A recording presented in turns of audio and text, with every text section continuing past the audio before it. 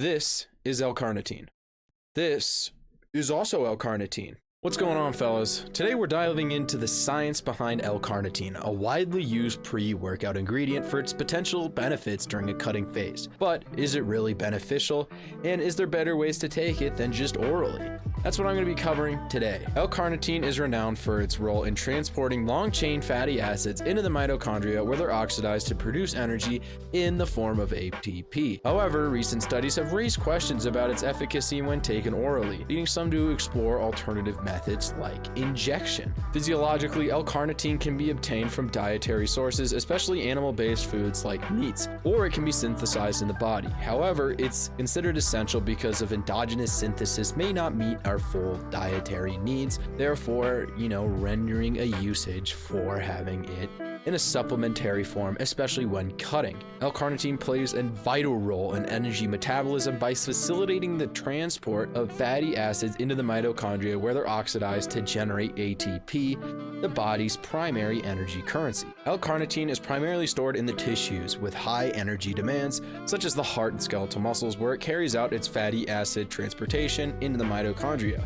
The recommended daily intake of L-Carnitine, not just for a supplementary form, but a base intake of it, is around 15 milligrams from both dietary sources and endogenous synthesis. However, you may need more of it if you want its full effects for a, body composition change. Adding L-Carnitine to your regimen may enhance fat metabolism, particularly during cutting phases, due to its ability to transport long-chain fatty acids into the mitochondria to produce energy. But, that's basically the physiology behind L-Carnitine, but how does it really work? Is there actual science behind backing up these claims? According to a meta-analysis, ingesting 2,000 milligrams of L-Carnitine appears to offer the maximum effect in adults. Within this dosage range, significant reductions of overall body weight, BMI, and fat mass were observed. However, it's worth noting that there were no significant effect on body fat percentage, meaning it can help you lose weight, but it's not going to significantly alter specific fat loss. It's going to alter you in your ability to lose weight, but it's not going to shave off fat like you may think it will.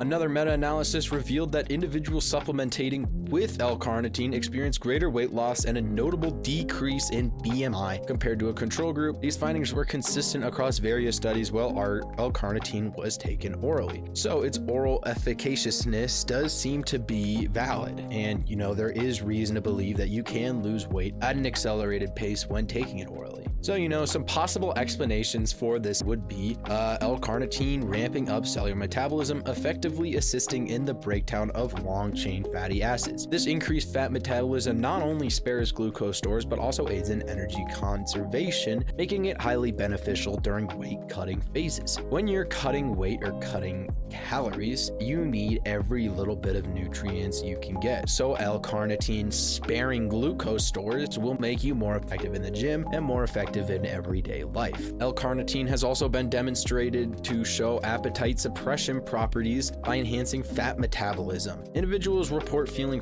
fuller for longer periods, reducing overall hunger levels. This effect is likely attributed to the regulation of blood glucose levels, which has great effects on mitigating potential spikes in hunger, which makes it very beneficial during a cutting phase because you are low on calories, you're low on nutrients, and if this is going to stall your hunger levels and maybe potentially affect your ghrelin receptors in your prefrontal cortex, that would have great effects on your ability to withstand those spikes where you may have otherwise gone down to the fridge and just pounded some ice cream. However, I believe oral doses of L-Carnitine can suffice for the benefits during a cutting phase due to the increased metabolism and reduced appetite. Additionally, it's worth noting that L-Carnitine enhances antioxidant capabilities, which is crucial for efficient recovery, especially during calorie deficits. L-Carnitine won't directly build muscle, nor will it directly burn fat, but I believe it can be very helpful in a cutting phase for overall weight loss and hunger level mitigation. But let's get into the real reason why I made this video, which is injectable L-Carnitine, which has become very popular in the fitness industry recently for its overall improved bioavailability and efficaciousness when compared to oral intakes of it. Through bypassing the digestive system, injectable L-Carnitine can deliver L-Carnitine directly into the bloodstream bloodstream, which significantly boosts its bioavailability. This enhanced bioavailability means you require much smaller doses to reach an effective level in the body, making it, a much more efficient choice and potentially a much more cost-effective choice rather than, injecting the 2,000 milligrams you may have needed. You only need 150 milligrams of L-Carnitine. Right now there is a lot of anecdotal evidence to back up the claims behind injectable L-Carnitine. Many users report experiencing notable benefits like enhanced pumps, improved performance during cutting phases, and accelerated fat loss. You can just see it in the multitude of Reddit comments, and even, Mr. David Lade himself in his most recent video. And while these anecdotes could be attributed to the placebo effect, the overwhelming positive feedback suggests otherwise. Based on these accounts, I would recommend considering injectable L-Carnitine supplementation if you are used to using a syringe. If you don't know how to use a syringe, you don't know the difference between injecting into muscle versus subcutaneous fat, I would not recommend it. It could be very dangerous and not good just for a little bit of help during a cutting phase. And there is also some studies that suggest otherwise for the overall benefits of L-Carnitine.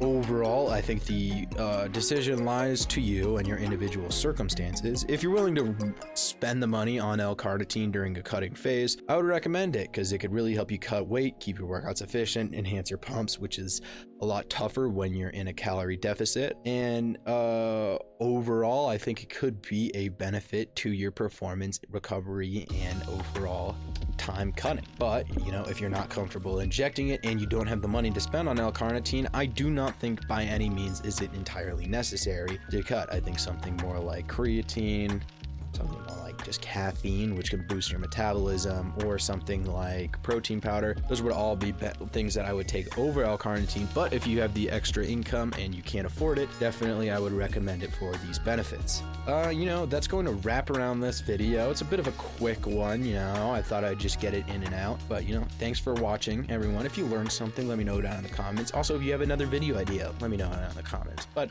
thanks for watching. I'll see you next time.